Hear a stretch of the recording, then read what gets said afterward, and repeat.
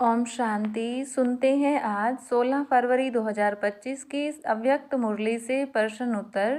प्रश्न 1, पूर्वज आत्माओं का क्या कार्य होता है? उत्तर, पूर्वज आत्माओं का कार्य है सर्वात्माओं की पालना करना।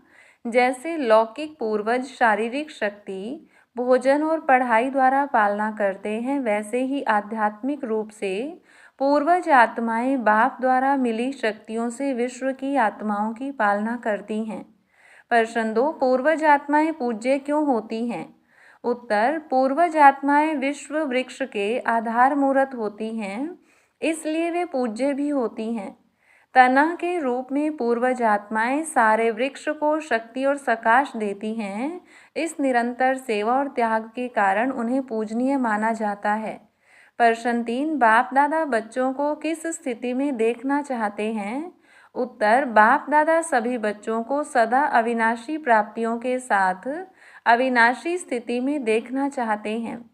वे यह भी चाहते हैं कि बच्चे तीनों सेवा, मनसा, वाचा और कर्मणा में एक साथ बिजी रहें, ताकि वे सेवा की सफलता को और अधिक बढ़ा सकें। प्रश्न 4, आजकल आत्माओं को किस प्रकार की पालना की आवश्यकता है?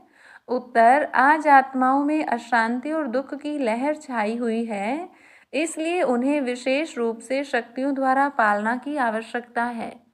आत्मिक दृष्टि, शुभ भावना, शुभ कामना और परिवर्तन की श्रेष्ठ भावना के द्वारा आत्माओं को सकाश देने की जरूरत है। प्रश्न 5, बाप दादा ने आत्माओं को किन 3 बातों से बचने के लिए कहा है? उत्तर, बाप दादा ने 3 बातों से बचने के लिए कहा है। पहला, पर चिंतन, दूसरों के बारे में व्यर्थ सोचने से बचना। दूसरा, पर दर्शन, आत्मदर्शन की बजाय दूसरों की कमियों को देखने से बचना। तीसरा, पर मत व कुसंग, गलत संगति से बचकर श्रेष्ठ संग अपनाना।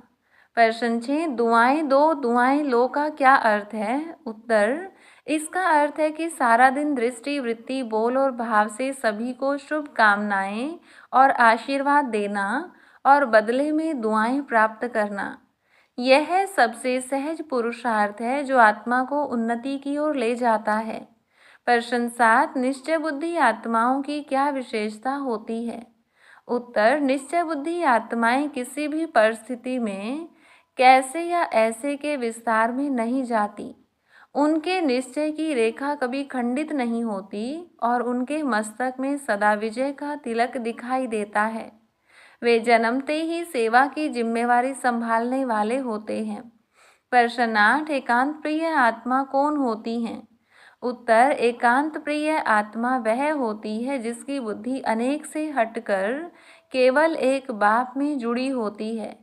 वह अनेक बातों और व्यक्तियों में नहीं उलझती, बल्कि एकाग्रता और एकता को अपनाकर सदा बाप की याद में रहती है।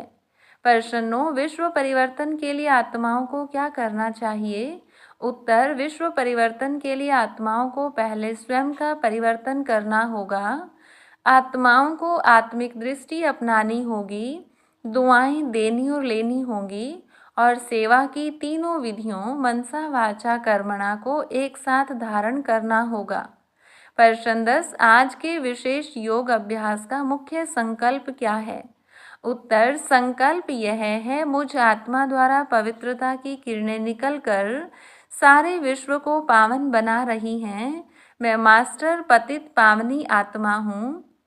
हर रोज की मुरली से प्रश्नोत्तर सुनने के लिए चैनल को सब्सक्राइब करें और बेल आइकन जरूर दबाएं।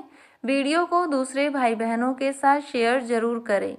ओम शांति।